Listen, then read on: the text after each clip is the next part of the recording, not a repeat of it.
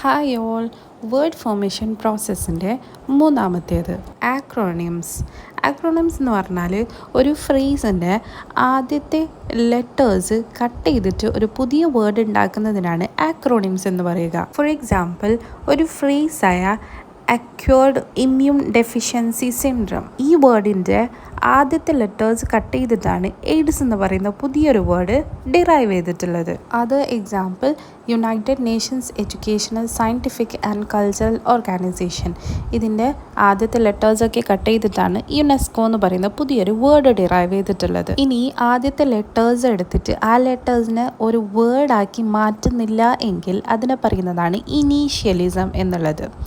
അതായത് for example British broadcasting corporation, ഇതൊരു phrase.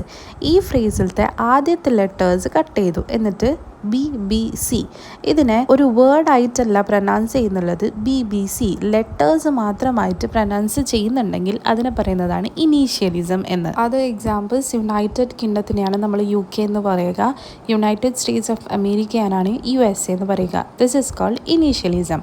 Fourth one, derivation and inflection. ഇതിൻ്റെ വേറെ വീഡിയോ ഞാൻ ചെയ്തിട്ടുണ്ട്, ലിങ്ക് ഡിസ്ക്രിപ്ഷൻ ബോക്സിൽ കൊടുക്കാം, അതിന് ചെക്ക് ചെയ്യുക. That's all about it. Please like, share and subscribe. By.